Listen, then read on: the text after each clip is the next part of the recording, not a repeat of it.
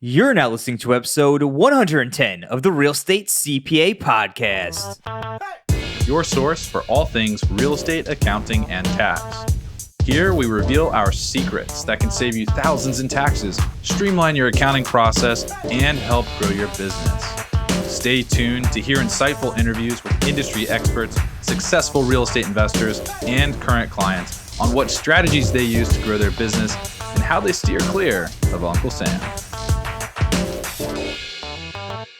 Hi, everyone. Thanks for tuning in. Tom Costelli joined here today with Kevin McGrath, principal at Cardinal Industrial, a leading buyer, seller, and operator of bulk warehousing and distribution assets. Kevin is also an official member of the Forbes Real Estate Council. In today's episode, we discuss various aspects of investing in industrial real estate for both active and passive investors, as well as tax strategies for real estate brokers, agents, and professionals. Kevin, thanks so much for taking the time to come on the show today. Would you be able to give our listeners a little information on your background and how you got involved with real estate? Yeah, sure. Thanks for having me on, Tom.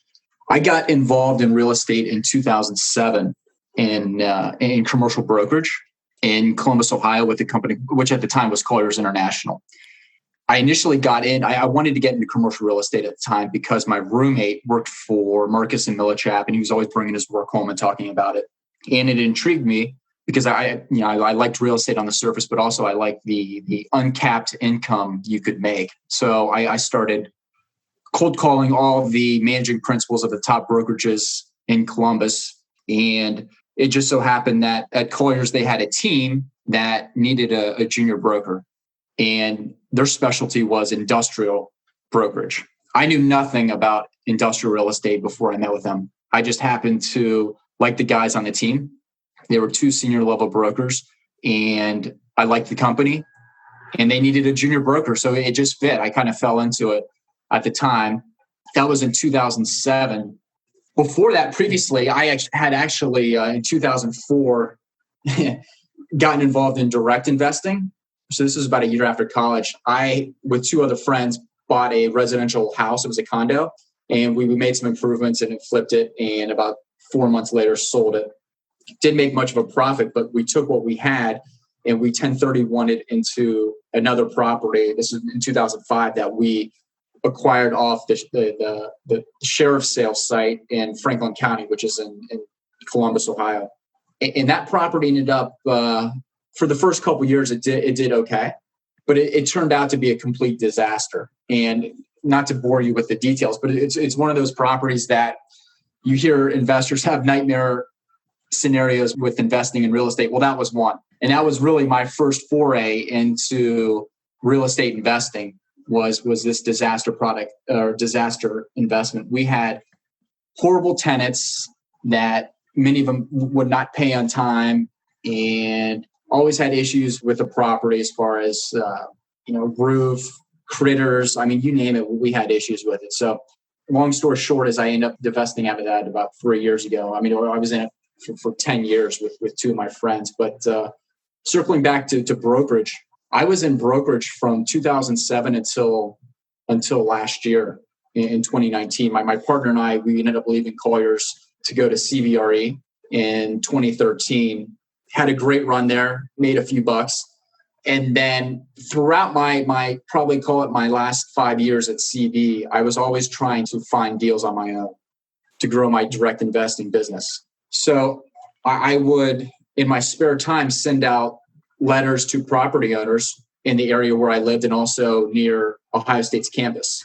And I would get leads every now and then.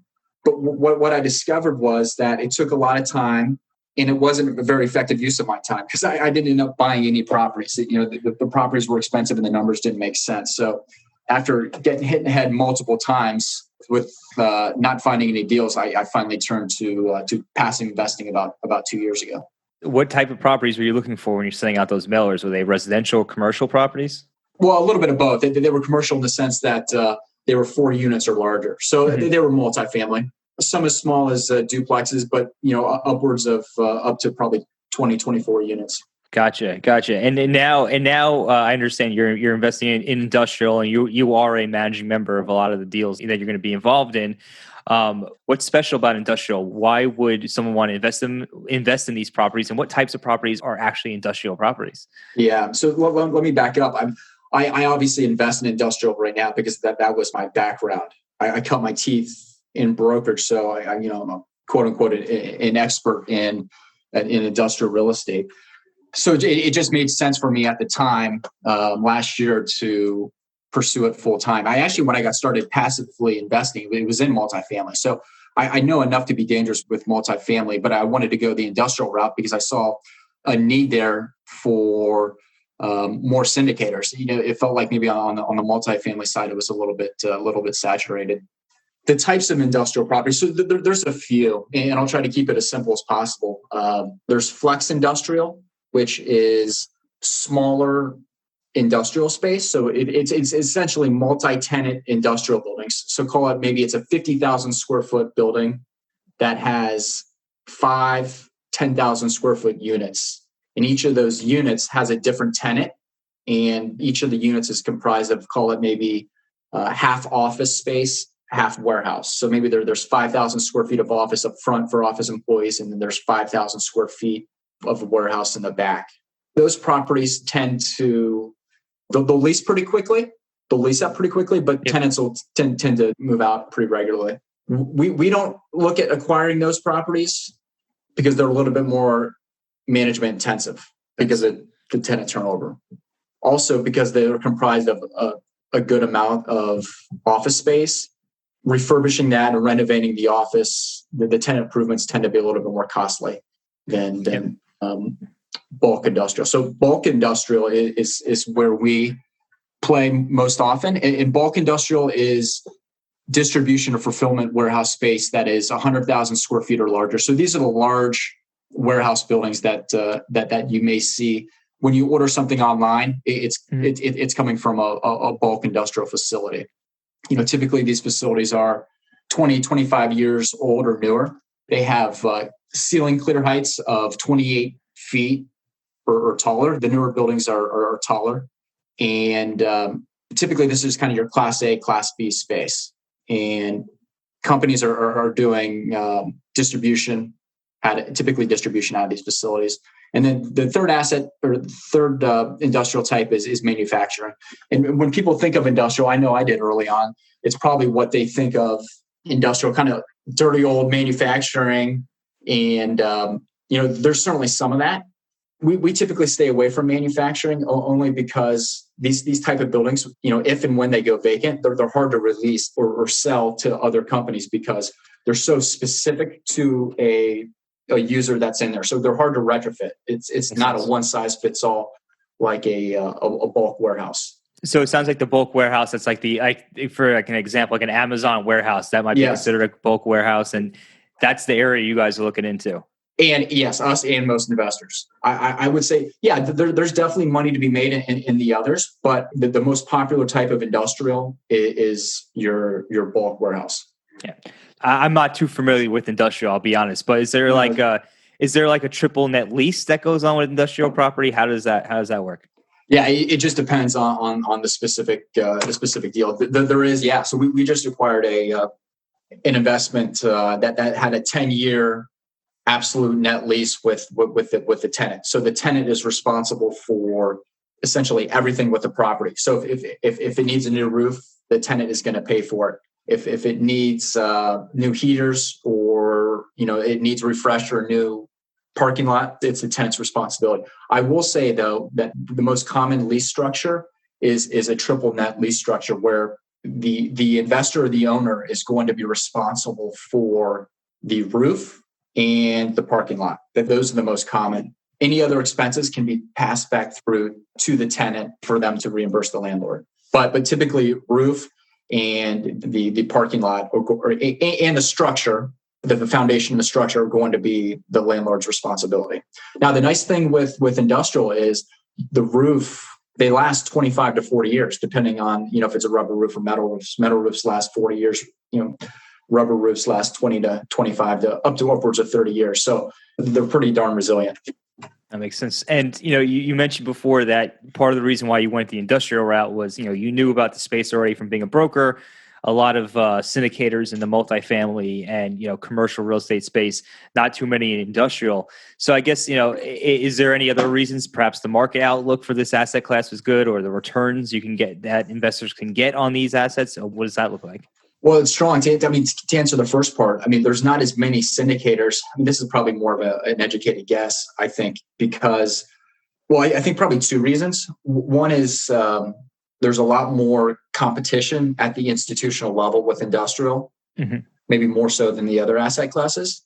And the familiarity, I think, too, comes into it. Not as many people are familiar with industrial. Therefore, it's less likely than an asset class to get into. Obviously, at one time or another, we've all rented an apartment building. So we're somewhat familiar with all of us with multifamily. The second part, going to I think you said the returns. So historically, the returns for industrial are going to be a little bit better than the other asset classes. Now it's gotten so much more competitive depending on where you buy. That's probably not the case. In the first and second tier markets, if you're looking to acquire bulk industrial, cap rates are really, really compressed. For example, in greater Los Angeles, you're looking at cap rates sub 5. So it has gotten really, really competitive. Where we try to achieve more yield for our investors is we're looking to acquire properties, Tom, that are in the secondary markets and tertiary markets that are leased to good credit tenants.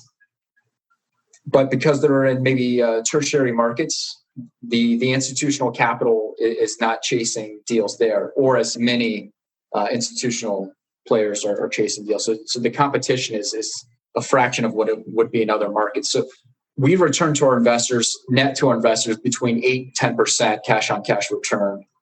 If it's below 8%, it's not a deal for us. So we're typically looking at 7 caps and above. And a lot of the institutional investors are going to look at buildings that are only made out of concrete. Concrete buildings, they tend to be maybe a little bit more durable, but they have a higher image also. They're aesthetically better looking. So if there's a building that's made out of metal, that is probably just as functional, but it isn't quite as durable and doesn't look as good, institutional companies won't buy it, whereas we will, because we can get the yield. And there's good quality tenants who occupy those buildings as well. So I would imagine the market outlook in terms of demand for this type of product from the tenant base has to, with the internet being what it is, especially during COVID right now, we have probably high demand. Would that be about accurate? Yeah, that's accurate. A lot of the listeners have probably, if they've been reading it all, which I'm sure they have. Industrial's been in the news a lot the last 3 months since COVID hit. Historically, industrial, and I remember this during the last downturn. Industrial it was definitely not recession proof. It was tied to consumer spending. So if the consumer spending was down and the state of the economy was down, industrial was down. But what e-commerce has done, it's kind of changed that dynamic, because it's not how much consumers are spending, it's how they're spending. So even if consumer spending is down, if consumers are spending online, which they are increasingly, that is growing the industrial tenant base dramatically. I can imagine. Like right now, if you consider the bulk warehouse, so much stuff is bought online, and even more increasingly so with COVID. Every time you turn around, you're hearing about Amazon, and it's just an example everybody knows. I'm sure there's many others out there, but is open up a new warehouse somewhere. So I could see the demand for this asset class being there and probably continuing to grow as more and more stuff moves online. Amazon's unbelievable. It may be a little bit of an anomaly when it comes to industrial tenants, but there's many who aren't far behind. But Amazon, I saw a stat the other day, has leased close to 25 million square feet this year alone, even with COVID going on. I think the next nearest company was well under 10 million square feet. So they are just continually reinvesting in their supply chain. And that's why they weren't profitable for so many years, because they were just putting money back into their investments in the supply chain. Yeah, and I got to imagine a company like that. They're also probably looking in those tertiary markets for warehouse space. I would have to imagine. They don't want to be traveling too far out of the primary markets to deliver their products. Oh, that's a good point. So they definitely are. If you can name a city over 50,000 people in the U.S., they probably have a presence within 25 miles. So with the onset of more people online shopping, they're all following the Amazon standard now, which is getting a delivery within a day. I mean, how frustrated are you if you order something online and it comes in a week? I mean, our expectations. Oh, 100%. I mean, I ordered something from Walmart the other day, and they have like 1 day shipping on a bunch of stuff now from their website. This is Walmart. And one of the items I bought from Walmart, this is a true story, it was not coming till Wednesday of this week, and it's Monday, and I'm a little annoyed. But I'm not even gonna lie. I'm like, if it was Amazon, it would be here today. So yeah. Well, it's funny you say that, because 4 years ago, if you would have ordered that same product off Amazon, it probably would have gotten there in 4 or 5 days. Walmart was falling way behind Amazon on the supply chain side, and they've reinvested a ton of their capital into modernizing their supply chain the last 3 to 5 years. And I don't know the specific stats, but they are slowly closing the gap with Amazon on their e-commerce side of the business. But in order to get deliveries to the end user within a short time period, you have to be close to the end user. Absolutely. So you have to have a high volume number of distribution centers. And that's what companies are having to realize is they have to, maybe they have, instead of one large distribution center, they have 4 smaller distribution centers scattered throughout the US. So getting back to your initial point, we just acquired about 6 months ago an Amazon facility in Iowa City, Iowa. So Iowa City, Iowa, University of Iowa is there. So large Big Ten school, 40,000 students, maybe 45,000. And Amazon is right there in the backyard to supply not only Iowa City, but Eastern Iowa and Western Illinois. So they have multiple facilities in Iowa. And yeah, again, if you can think of a city with over 50,000 people, and Amazon is nearby. Yeah. I mean, I know Jacksonville, Florida just had an Amazon facility open up recently, or is going to this year. Oh, they probably have multiple. I bet Jacksonville, not knowing this, but they probably have 2 or 3 Amazon facilities. No, I'm sure. I mean, that's a huge city. I mean, I live in New York, so I live on Long Island, which is slightly outside of New York. But I mean, I see Amazon trucks everywhere these days. Everywhere. And Amazon has their stuff down. I mean, if I order something off Amazon today, it's going to be here either tomorrow or the next day. So they're on point. Yeah, they are. So the other interesting thing with people don't think about is that when you order something online, what percent what you order goes back, gets returned? I mean, for me, it's probably half. I don't know. Yeah, I mean, imagine if you're buying clothes and what have you. Yeah, you might be trying some stuff on and sending some stuff back for sure. Yeah, so I think the stat is about 30% of product that is ordered online gets returned. It's way higher than it would be if you went into a bricks and mortar and bought something. So that is another aspect that companies have to deal with, is what do they do with these returns? Because actually the returns are typically not going back to the same warehouse they came from, because the type of facility that it goes back to doesn't need to be the same, doesn't need to have the same specifications from the origin warehouse, because this product is coming in, they're checking for any wear and tear, and it's not going back in the racking. It's going back. They're going to typically floor stack a lot of it, stack it on the floor, and it's going to get moved out of that warehouse pretty quickly. So the return warehouses are typically kind of second generation space, kind of class B. The clear height is maybe not as tall. It doesn't have all the bells and whistles of a modern facility, and it's a little less expensive. And that's really the type of warehouses we buy. Some class A, but mainly it's class B. And class B is maybe 20 years old, 25 years old, still really functional. But you get a little bit better pricing, and the competition isn't quite as feverish as it is in that kind of newer class A bulk. That makes a ton of sense. I know we've talked about this a little bit on this podcast so far, but obviously not a lot of individuals get into space, and the reasons are clear. Obviously everybody understands single family, multifamily, strip malls and stuff like retail, stuff like that. So, how would an individual, if I'm an investor and I want to get access to the industrial space, how do individual investors get access? Yeah, obviously passively, but I mean, if you wanted to get in there directly, you could buy a smaller warehouse. Where you are in Long Island, obviously it's going to be a lot more expensive than and I'm in California now, but where I was in Ohio. There are industrial buildings you can buy for under $1 million. Again, they're kind of that smaller multi-tenant industrial space that again is functional. It's occupied by kind of smaller regional companies. They stay really well leased, but it's a little bit more management intensive. But, directly, you could get, industrial product for less than $1 million. On the passive side, there's probably not as many options if you want to invest passively in industrial than there would be, if I wanted to go invest in multifamily or even self-storage or mobile homes. And I can imagine. I mean, I think for most people out there, to your point, they're going to have to go the passive route because, it's just not the same. I mean, look, I'm very familiar with multifamily, and I think it's to go and do an industrial property, from where you're at. I mean, you have to have some kind of knowledge in that. Yeah. It's not as easy. It's not as easy access. So passive is probably the way to go. So is there anything else that investors should know about the industrial asset class? Yeah. I mean, I'll just leave it with this thought that, no matter what asset class we're looking at, a lot of it is driven by tenant demand, right? If you don't have tenants to backfill your multifamily apartments, or if you don't have companies to lease up your office space, the same thing goes with industrial. It's all driven by tenant demand. And what we're seeing with the rise of e-commerce is pretty astounding. For every $1 billion increase in e-commerce sales, the market needs to deliver 1.25 million square feet. So in 2018, the e-commerce sales were about 423 million.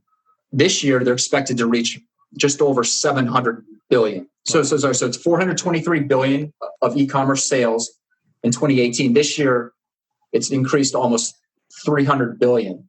So that in just 2 years alone, the market needed to deliver almost 400 million square feet of warehouse space just to meet that demand. So e-commerce is real. It's driving industrial demand. And really what we're seeing is almost a trickle-down effect where these e-commerce users are going into these Class A properties because the Class A properties have the modern specifications that the e-commerce companies need. And a lot of the former tenants who are occupying these spaces are now having to look at Class B space because the functionality is there. Maybe they don't have all the bells and whistles, and they're getting priced out of Class A buildings because they're getting rent growth in the Class A space. So with industrial, why a lot of investors are flocking to it is because of the tenant demand. I mean, it's year over year, there's been growth. Do you see like a spike in construction of industrial properties happening as well, or is the market primarily being filled by what's existing currently? Yeah, I would say it's been in balance, and I think what's still in the back of a lot of industrial developers' minds is kind of what happened from 2008 to 2012. There was so much being overbuilt, and I think lenders now are keeping it a little bit better in check, and construction has, I mean, certainly.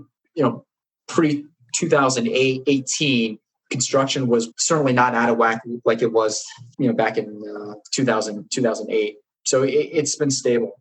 That's good to know, especially from an investor standpoint, that there's not going to be too much supply coming on the market that's going to saturate the market with. I mean, there's definitely supply. I mean, industrial developers are definitely still building, especially in the first tier markets. I mean, there is a lot of spec development going on, no question. But again, it's been, we're in 2020 and they've been active building spec warehouses since probably 2013. And year over year, all of it gets absorbed and developers keep building and building. So e-commerce has really been kind of a game changer for the dynamics of industrial. Got it. So switching gears a little bit, we are the Real Estate CPA podcast. Got to talk about taxes a little bit. So I know you've been an agent in the past, or broker rather, and now you're in real estate full time as a syndicator. What type of tax strategies are you using to minimize taxes? Yeah. So when I was an agent, as you said, with CBRE, I was a W-2, and I loved at the time being a W-2 because it was one less thing I had to think about. The government just took their money right off the top. Exactly. And I got a fat reimbursement every April, and I liked it, but I didn't know better. I had wool over my eyes, and I had no idea the type of tax strategies that could be put in place to save a lot of money. And now that I've put some of those tax strategies in place, now that I'm a 1099, the amount of money I'm going to be saving it's a game changer. Yeah, no, for sure. I mean, for any agents out there, any brokers out there, if you're listening to this podcast right now, and you're working on a W-2 basis, you got to speak to your tax advisors. You got to get out. You got to speak to your company. You got to, you have, that's the number one thing you have to do. And I can't preach that enough, how wrong I was. Put in a little investment up front, hire a good accountant, a good real estate accountant, and you have to switch to a 1099. Yeah, absolutely. Because once you're a 1099, you're automatically going to be a real estate professional. I mean, if you're a serious agent or broker, you do it full time. You're going to meet that real estate professional test just by being on 1099. And now you have the opportunity to basically reduce your tax bills by investing in investment properties, whether it be industrial or commercial or residential, and use stuff like cost segregation, stuff we talk about here on the podcast all the time, to increase your losses and basically minimize your tax bills. But you got to be on 1099. Yes. One of the first things I did was I created an LLC, and then we declared an S corp election. Correct. Yeah. So why don't you maybe, since you're the expert, I know enough to be dangerous, but if you just want to explain why I did that. Yeah, for sure. So when you're a real estate agent or you work on a 1099 basis as a consultant, you're going to be subject to the self-employment tax 15.3% on all of your income up to 100, and I think it's 37,900 if I'm not mistaken, this year. And basically 15.3% is a lot. It's a lot of money. I mean, like if you just do the math right now, $100,000, that's $15,300. So what you do is you have the money go through an LLC, you have the LLC taxed as an S corporation, and then you pay yourself a salary through that S corporation, and only the salary is going to be subject to that self-employment tax at 15.3%, and the remainder is not subject to that tax. So basically, you get in there, whether you're an agent or a consultant, and you're going to basically put yourself a salary. It has to be reasonable. So you have to speak to your advisors on what that reasonable salary looks like. But once you have that, you're going to be able to save, anywhere from $6,000 to $10,000 or more in some cases per year in taxes by using that strategy. But you have to be in a 1099 to do that. Yes, it's great. And then setting up my payroll through Gusto enabled me to do that. Yeah. Gusto, what it is about Gusto, to Kevin's point before, where it's just one last thing you have to deal with. I mean, payroll could be a pain. And what Gusto does, it streamlines everything. You set up your payroll. It'll come out on a weekly, bi-weekly, monthly, quarterly, or you could do it annually, all through Gusto files, all the state forms. You don't have to worry about anything. You set up pretty much one time. You just make sure the money's in your account and you're good to go. It makes it painless. Yeah. The other thing I'm doing, Tom, is tracking my hours. Now that I'm investing directly and I'm a managing member of our acquisitions, of our deals that we acquire, I'm tracking those hours to see exactly how many hours and what I'm doing in order to get to 500 hours of material participation. There you go. Yeah, so the way it works, there's two parts of the real estate professional status test, and we talk about it all the time here on the show. The first one is you spend 750 hours in a real property trader business. And if you're a broker or an agent out there, you're in a real property trader business, you're going to meet that 750 hour test. And it has to be more than half your total work time. The next step is you have to spend at least, there's multiple tests for material participation, but the one most people are going to meet, the one most people strive to meet is the 500-hour test. And that's you spend 500 hours of rental activities across your portfolio. And in Kevin's case, being a managing member, doing a lot of the asset management, pretty much most of those hours that he's working are going to count towards that 500-hour test. And if you're out there doing multifamily or single family and you're an agent, this is something you should be exploring too. Yeah, I mean, this is the one that's the game changer for me. If you're a real estate agent, you can still invest passively. And so you have the option to invest passively, which I would still recommend, but combine it with trying to find direct investments where again, you can be the managing member. So you have the material participation. So I get kind of the best of both worlds with these because I've invested heavily and still continue to do so passively. So I'm taking my losses each year from these properties on my K1s because of accelerated depreciation, and combining that with my direct investments on the material participation. So because of this, I mean, it's no exaggeration that I'm going to be saving, multiple six figures per year because of this. Oh, yeah, no. And just to be clear to everybody's listening to that, in order to do what Kevin's doing is you need to have your own direct investments where you can meet that you have to do this strategy. You have Yeah. to have your direct investments. You have to meet the 500-hour test. You can't meet any of the other material participating tests. It has to be the 500 hours. And then at that point, you can combine your passive investments that you do as a limited partner together with the investments you're doing directly. But all those things have to come into play. So be sure to check with your tax advisor before doing that. But yeah, it's definitely a strategy that's out there, and it's very powerful. Very powerful. So. Yeah. A couple of other things I'm utilizing are the home office. I'm tracking my miles to and from work every day. And then lastly, the other really, I think, game changer that when you leave a W-2 job or W-2 status and go over to 1099 is the solo 401k. Before I met you, Tom, initially when I went over to 1099 status, I invested in a self-directed IRA in a real estate deal. So I had half of the equation, but I didn't know about UBIT at the time, the pesky UBIT tax. Yeah. Yeah. And luckily, it was fairly easy to switch over to a solo 401k from the self-directed IRA. But that's one of the nice things about being a 1099 is potentially having the ability to invest as a solo 401k. So if you want to expand on that a little bit. Yeah, absolutely. So UBIT's charged a lot of real estate investments in general that are done through IRAs. And, from our experience, it's never been so much tax where the investment doesn't make sense anymore, but it is a tax nonetheless that you have to pay, and it can be annoying to deal with all the filings for it. So the difference is when you have a solo 401ks aren't subject to UBIT on that's generated from UDFI, which is the unrelated debt financed income that a few of our guests who spoke on self-directed retirement accounts go more into. Basically, in the solo 401k, you don't have to worry about that. So if you're on a 1099, you can have a solo 401k. It's one of the more ideal vehicles to invest in real estate from. And to Kevin's point, if you're investing in a self-directed IRA and you open up a solo 401k, you can actually roll over the self-directed IRA investment into the solo 401k and avoid UBIT at the time of sale, which is a very powerful strategy. But again, you need to be self-employed to do it, which is generally going to be 1099, or you own your own business directly. So yeah, I will say, even if you're W-2 and you're investing in IRA or 401k that and it's in the stock market, I would highly advise you to look at that again as an investment vehicle and consider real estate.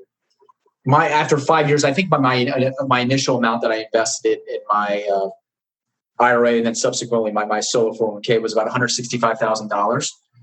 And I invested that into a value-add multifamily deal. It was a 5-year hold. Typically, I think the equity multiple you'll find on those is, hovering around 2x.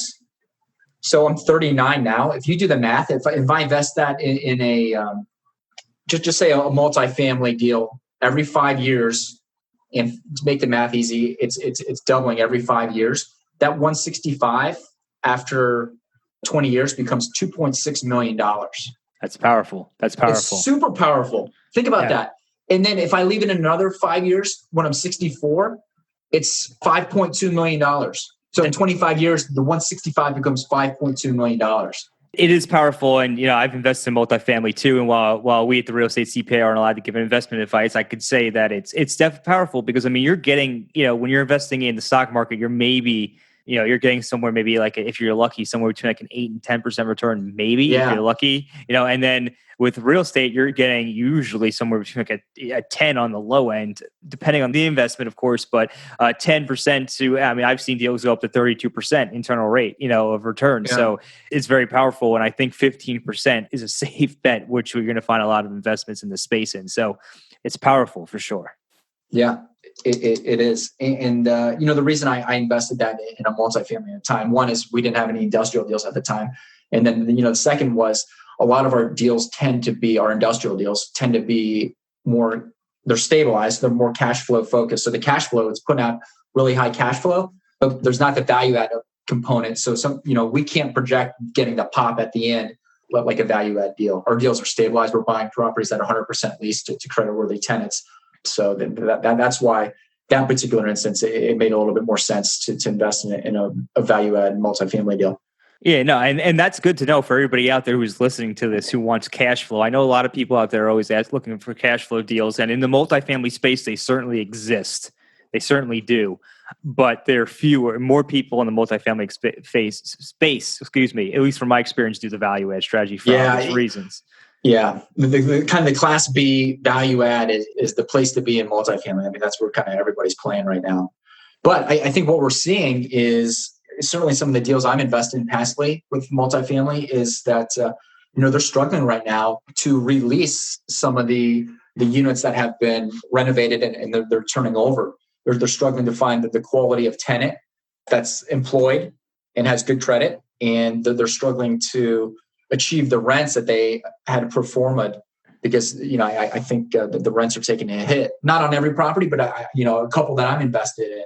Now, in 2-3 years, it'll probably be fine. But, in the near term, that's kind of some of the cons of investing in a value add deal is any short-term turbulence does affect the financial statement. It's fair to say that someone who's looking for cash flow, who wants to maybe put, $25, $50, $100,000 in a passive investment, they're looking for cash flow. That industrial is an option they should be considering. Yeah, I think so. Absolutely. We own give or take about 12 million square feet across the country, and we had to negotiate with 2 tenants, both in retail.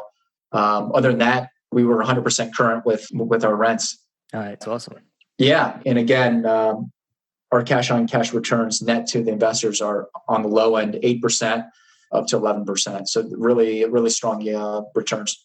That's awesome. So if our listeners wanted to get in contact with you or learn more about what you have going on, what is the best way for them to do so? Yeah, my website is McGrathIndustrial.com. I have an ebook there that sheds a little bit more light on industrial real estate, to a lesser extent passive investing, because I've experienced there with both. And then the company I work for is Cardinal Industrial. I'm a principal there. And again, we own about 12 million square feet of industrial product across the U.S. And on my website, all my contact information will be there. If you have any questions or if you want to get on our list to see our deals in the future, it's all there on the website. Awesome. So we're going to go ahead and we're going to drop that in below into the show notes. And if you want to check out industrial, go and check out Kevin's website, check out his ebook. And Kevin, I want to thank you for taking time to come on the show today and talking about industrial, not something we've really talked about here on the podcast so far. Yeah, glad to be here. Thanks for having me. Thanks for listening to today's show. If you enjoyed the show, please find us on iTunes and leave us a review. You can also email us at contact@therealestatecpa.com with any feedback or topic suggestions. We are always taking on new clients, and with the new tax laws in play, you really don't want to navigate this alone. Let us help you save money on taxes and with your accounting and CFO needs. To become a client, navigate to our client page at therealestatecpa.com and fill out a web form with as much detail about your situation as possible. Thanks so much for listening. Have a great rest of your week.